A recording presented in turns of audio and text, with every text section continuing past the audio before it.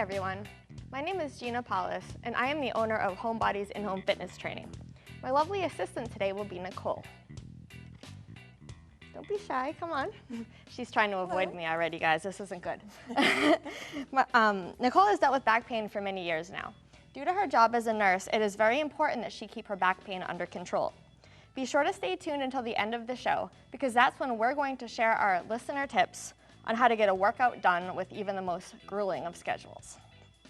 So Nicole, I know that you've been into working out recently, and have you found that your back pain is the same, better, or worse when you exercise? If I don't exercise, it is worse. Yeah. Because you need to stretch all the time. Okay. So as long as you can kind of do moves that are helpful for your back, it's actually improving your pain. Absolutely, absolutely. Okay. And did you get your doctor's okay before starting to exercise?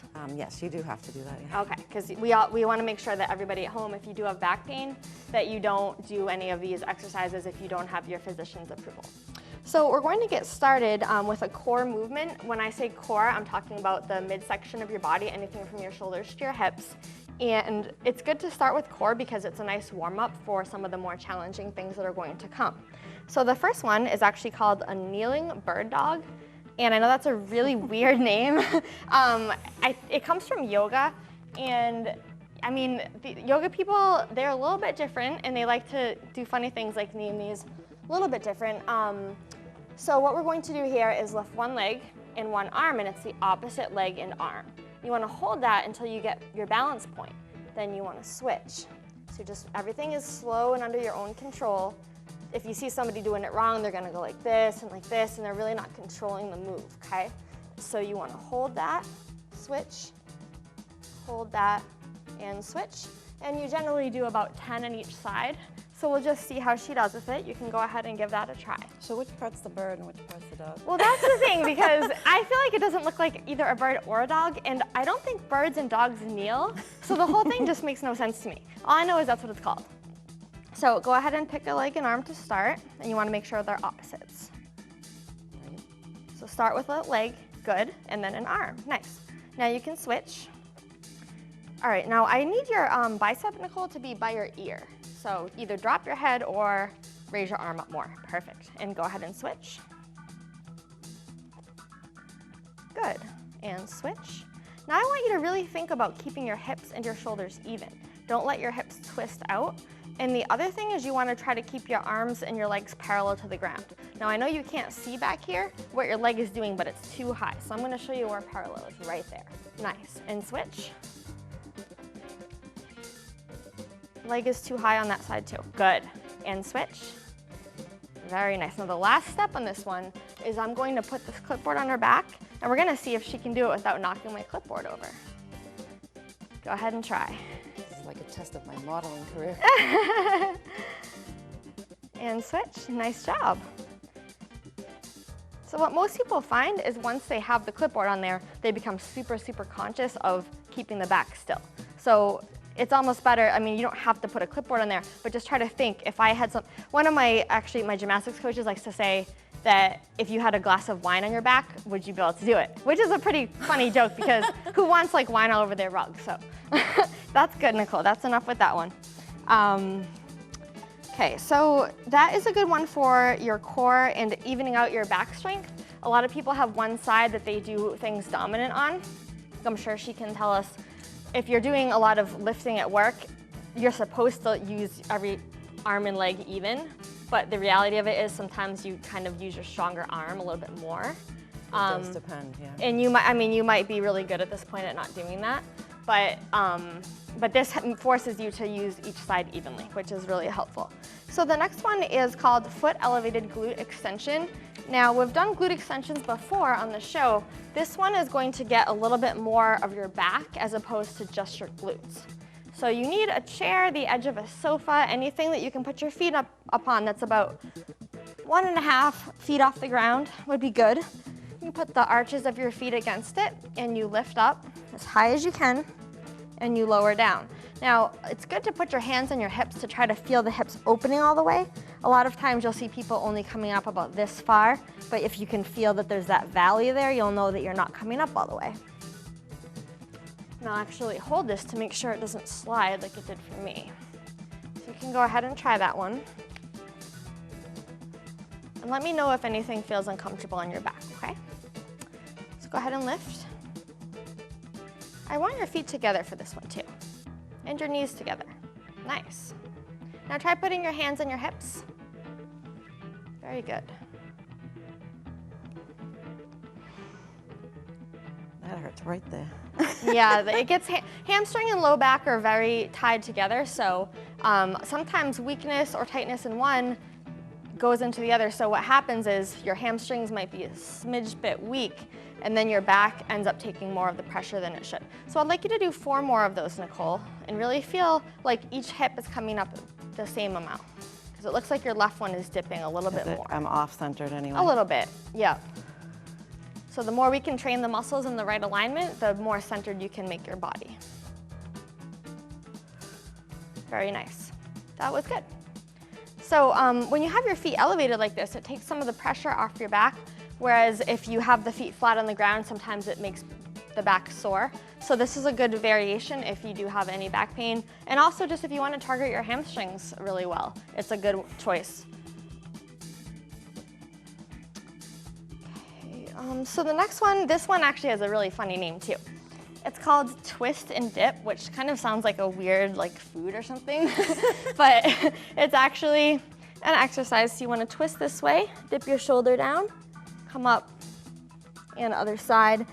So that's actually the correct form. What you'll see a lot of people doing is they try to do it at the same time. So they turn and dip sort of all at once, or they just can't go all the way down. Now, if you can't go all the way down, that's okay. So twist and just go as far as you can, and that's fine. But what you don't want to do is strain or rush through the move simply to get down lower. And this is a good, actually, it's a little bit strengthening, but it's a lot of stretching, but it's called active flexibility. So you're working your body in an active way and trying to improve the range of motion in your back. So go ahead and try that one. I'm so worried about if I can actually get down that low. I forgot how you sat. Okay, no problem at all. So the way you sit, you'll appreciate this. It's kind of like you're at the gynecologist's office and you have your feet apart. Just picture that and you'll be perfect. Not that you've ever had to go to the gynecologist. Or giving birth. All right, so fingers behind your head. Okay, twist, and then try to get your elbow near or possibly touching the ground, and come up, and other side, and down. Yeah, so she's doing a great job, especially this is the first time. You can keep going with that. I do gymnastics and I do yoga, so I'm able to get all the way down. It wasn't like that when I first tried it, so she's not going to probably be able to do that today, but she's doing a great job. Now, one thing you're doing that's really good, Nicole, is you're keeping your elbows way apart, which that is the most common thing I see people start doing this. So you're doing awesome. So just keep going with that. And see if you can hold your toes up higher off the ground. Perfect. Nice. You can feel the good stretch, right? Mm-hmm. Yeah, it feels good. Great job. Just do one more on each side. You actually have really good twisting. It's just getting that depth that we want to probably work on. But seriously, your back is pretty, left to right is really good. So that was great. Yeah, good job. So next one, side plank with bent bottom leg. So we've done side planks on the show before as well. Now, Nicole probably can do, this is a traditional side plank. However, because this is a show about back pain, I want to show you guys the bent leg version, which takes some of the pressure off the back. So what we're going to do here is just hold this position. So planks can be a motion, like you can lift your leg and put it back, and lift and put it back, or you can just hold it. And the holding is really the basic first start for the plank. So you don't want to start doing all this fancy stuff until you can show that you can hold the plank. For the side planks, it's usually about a minute that you want to be able to hold it. So why don't you try that? You can pick a side to start with. So your bottom leg is bent and your top leg is straight, and you just go on your elbow and lift your body up.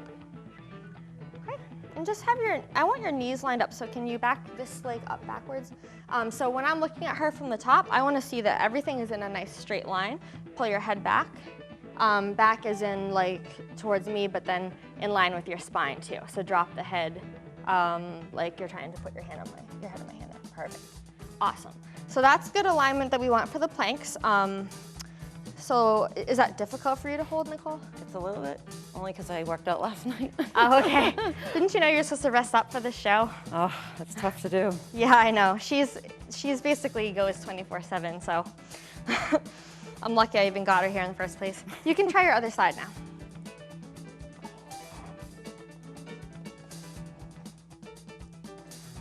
Yeah, most people, when they've never tried the plank, to do the one with both legs straight is extremely difficult, and if you have back pain, it's actually very unsafe. So this bent leg version is a really good way to get started with the planks. Also for somebody that's overweight, think about how much weight you might have to be lifting to do a plank. It's probably not, I mean, nobody would go to the gym and lift 200 pounds right off the bat. If you weigh 200 pounds, well, you're gonna have to do that when you do these body weight exercises. So it's good to know the variations that you can use to complete them safely when you're first starting out. So you can come out of that one, Nicole. All right, so we are going to do a calf movement next. If your calves are strong and flexible, it takes some of the pressure off your back when you go through daily routines and also when you do your working out. So we're going to go on the hands for this one. What I like about this is you actually get a really good stretch in a lot of spots on your body at the same time as you're strengthening your calf. So you've got the one foot behind the other one, and you're rising up and down. Now just being in this position stretches your back, it stretches your shoulders, so you get a lot of different benefits just from doing the one exercise. It's called inverted V calf raise, and you can try that one. I love this one. Yeah, you've done it before? Oh, yeah. Oops, so yeah, there you go, perfect. And she says she's done it before, so I'm gonna show you guys what you can do for someone that knows how to do it. Only thing, Nicole, is I want you to put your head down between your arms. Perfect. And this is actually like a downward dog position in yoga too, which again, I don't really get the dog thing. I don't know what they're seeing there, but that's what it's called. So you can apply, if you have a friend or maybe an enemy with you, you can put some pressure on your back, on their back, I should say, and make it a little more difficult, right? Why don't you try your other side? Bigger stretch in the legs. Exactly. And this movement can also be done one-legged, she's doing one leg at a time. It could be done two legs together, which makes it actually easier. Because obviously you're using all of your weight on the one leg is more difficult. So I mean, as far as the double leg one, definitely you would probably need someone pushing on your back, which is why I'm showing the single leg one here, because you're not always gonna have somebody that can do that for you. So it's good to know how to make the move more difficult with just, did that feel good? Yeah. Yeah, I think you had a shift today, right? I did. So her calves are probably a little achy from walking on standing up all day, so that feels no walking, it's only running. So we're gonna move to an arm movement that actually you can do without too much stress on your back, so it's push-ups on your knees. Now, push-ups on the feet can be difficult on the back because you have to hold your back straight, which is a lot of work. If you drop down to your knees, you can still work your chest, but you're not going to stress your back. So, I mean, most people that have a little bit of back pain, they'll have moments when it gets better, it gets worse, so it's really good to know what you can do to modify workouts. Like the average person, they're going to say, oh, my back hurts, I can't work out. Well, she knows that just makes things worse. So it's really good if you can know, okay, if my back's sore, I can do these push-ups, but if I'm feeling good, I'll do the regular kind.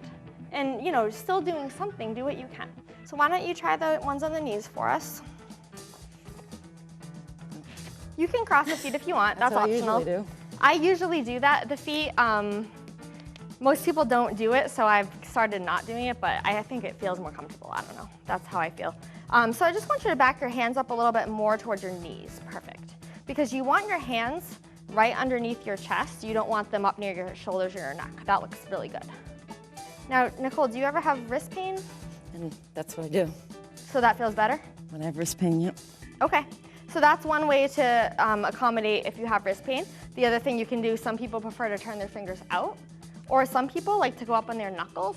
You can, well, I know, that seems like it wouldn't, but honestly, because you're not flexing your wrist, you can kind of see why somebody would prefer that. It's definitely harder though. So just do one more push-up, Nicole. Your form looks really good. So her back is nice and straight, and that's what you want to see on the planks. That was awesome. Okay, so we are going to do some things with the band next.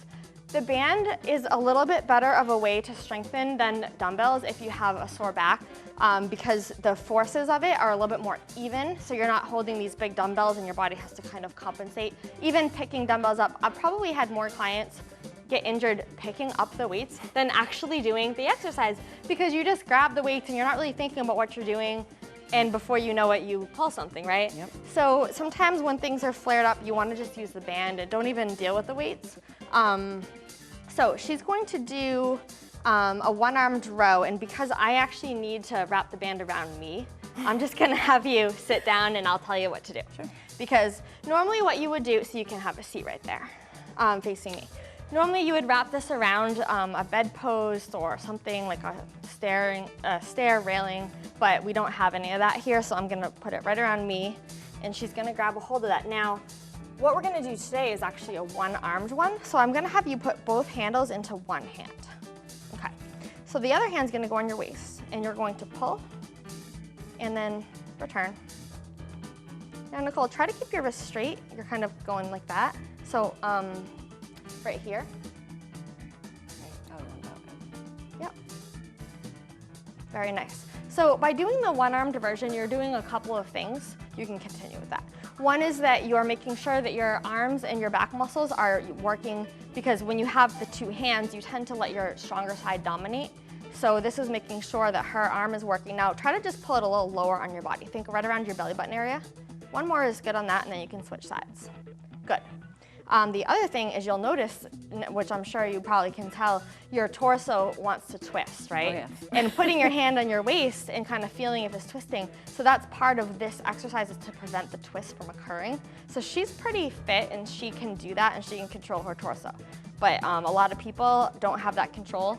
But by working on this one, you can develop that. And I'm noticing her wrist, she likes to crook it. I don't really know where she picked that up, but I don't train her regularly, so obviously if she trained with me, she'd be perfect. But That's right. I'm working on. I'll tell you, when you do this, you feel stronger doing it, but what it can do is it strains your form a little bit. It can actually strain your elbow and wrist joint too. So whenever you pull anything, chin ups, lat pull down, row, you want to keep that wrist as straight as possible. That's good, Nicole, you can stop. So when you first work from doing your wrist crooking, which is an extremely common situation that you see, you're gonna almost feel weird, like a little weak, right? Yeah. But once you just do it a few workouts, it'll become second nature and you won't ever do it again. And then you'll never get tennis or golfer's elbow in your whole life, and then you'll thank me, so it'll be good. So we're going to do a shoulder one next. And this one is called lateral shoulder raise. So the stronger your upper body is, the less work your back has to do in order to move around during the day. So we're gonna wanna build up the upper body without hurting the back in the process. So what we're gonna do here is the arm is out to the side. This is called lateral shoulder raise, so lateral meaning to the side. So you lift your arm and drop it down, and lift it and drop it down. The elbow should be a little bit bent. And you don't want to lift higher than shoulders. I see a lot of people flying way up, and that's really not working your shoulder anymore. Once you get way up there, you're kind of just straining your neck muscles, and it's really not very helpful. So you can try that. Now you can see I stepped kind of near the end of the handle. Where you step is going to depend on how much tension you want the band to have. So go ahead and grab that. And if you can't really lift your arm, you might have to lighten up the tension a little, but you can try that. So remember, just stop at your shoulder. Do not go higher than your shoulder. Good. Now try to make your elbow higher than your hand. That's better. So she doesn't have a mirror to see her form, so it's hard to correct yourself when you can't see. So I'm gonna try to, there you go, lift right there. Lift, good. I usually use weights too. So. Yeah, so this is a whole new experience for her. And she's usually not being filmed either, but you know, it's fine. She's doing a great job. You can switch. But you know what, when you're doing something new, that's the best opportunity to show the listeners at home, because it's new to them too. So we want to be able to go through the mistakes that people are going to make so that they know. Now, elbow is still lower than your hand. So take a look at me for a second. Now, see how my elbow is higher than my hand? That's what you want to try to do. Good, that's better. Feels weird. I'm sure it does. And this is one of the most common moves that people do wrong. If you do this in the gym with a dumbbell and your hand is higher than your elbow, it's not good. So it's a good tip that you picked up today. Do 2 more on that side. You can also do this one both arms at the same time, but you would need a little bit of a longer band because you'd have to step in the middle of it. But the one arm works perfectly fine too. So, so there we go with our strengthening. Now what we're going to do is work on a little bit of flexibility with the back. So this is a foam roller. It's kind of a funny one because it's hollowed out in the middle. But a lot of them, especially ones you'll see at the gym, they're kind of solid, so they don't have the hole. But all you really need is it to be kind of a cylinder like this. So what you do is you put it onto your back. Your hands go behind your head, and you're going to roll like this. And just to give you guys a quick demo, the next one is the mid back is like this. Then you do low back, hands on one side, hands on the other. She's not gonna remember all of that, so I'm gonna have to talk her through it. I just wanted to kind of show you guys quickly. So we're gonna start with the upper. So when you do this one, you wanna think of your back as in thirds. So the top third is the first step. So your hands go right behind your head. You can go ahead and lay right on that to get yourself situated. So think of your back as thirds, so the very top third is the only area we want to cover right now. Yep, and you just want to roll yourself back and forth a little bit. Perfect. Now the general amount is 10 to 15 rolls. So it's not an exact science. You kind of feel when it's loosened a little bit. And I know I've showed her the roller a couple times at the house. So I have one at home. Yeah, it really helps, doesn't it? Yes, it's massage. It's like a massage, and it's just like a quick thing you can do to get yourself out of some stiffness without needing to book an appointment with the massage therapist, which, I mean, if we're not like Lifestyles of the Rich and Famous, who gets to just go to the massage therapist whenever they want? But you can do this pretty much whenever you want. So let's try the mid back now. Mid back, I want you to actually touch your palms together. Yep, and straighten out your arms. So these varying, you can roll back and forth now to middle third. So the varying arm positions are really just to activate the certain muscles that we're trying to stretch out. And if you ever get a sharp or shooting pain when you roll, you should stop right away because it's just your back is too flared up. This should never be painful. It might be a little uncomfortable. It might be a little bit difficult, but it shouldn't be a sharp pain. Now you can do your low back. So for that, you want to put your hand over one of your hips or your upper thighs. And then you want to tilt your body just about 10%, like tiny tilt, and then roll the lower third of your back. So kind of like right where the bottom of your, well, the top, I should say, of your shorts is, and then to the back. That's perfect. And the slight tilt is so that you can avoid being on your spine, which you don't want to. That's actually very painful for me. On the side. Now, the other little side note of the side is that if you have kidney problems, sometimes you'll feel your kidney is like inflamed, and this will be excruciating. So that obviously is like a sign that you need to call your doctor because you have more problems than a foam roller can solve at that point. But it's like I've had people before that have really bad kidneys and they discover it by doing this. I know, but it's like, you know what? They're better off knowing versus just wandering around, like walking around without knowing that. So that's enough with that one. So a lot of times that lower third you will find is the most sensitive. So now we're just gonna do a simple stretch for the back. So this one is on your knees. You put your hands right at your hips, push them forward and lean your head back. And this is actually comes from yoga, they call it the camel. So you can try that one. So just a simple stretch, hands on your back, push your hips forward, lean your head back. Now, back pain tends to come from too much forward motion that people do with poor posture and things like that. So this kind of reverses that hunching forward that people tend to do. So you just hold it for about 20 seconds. Always come up very slowly because you can get a little bit lightheaded. So try to come out of that one now. Okay, so that's it. And you can even do it standing. It works a little bit better when you kneel, but it can be done standing if you're just not able to get on the floor for whatever reason. So we're actually gonna go to the listener question now. Dear Gina, I know I look and feel better when I work out, but I have a long commute, a stressful job, and a family. When on earth can I exercise? Please help. So the first thing about this question is you have to understand that a workout doesn't have to be long to be effective. Have you found that sometimes a shorter workout can actually be harder depending on like what it is? Absolutely. Yeah, so it's like, I feel like people always think it has to be an hour or whatever. It really isn't true. It's also better to work out for a shorter length of time, but more often. For example, if you go to the gym and spend 3 hours there, but then you don't go back for a whole week, like you really aren't getting what you need because your body needs it almost every day, or at least 3 times a week. So it's really not good to go for that long because you're probably not gonna wanna go back. The other tip I have is to squeeze in exercise whenever possible.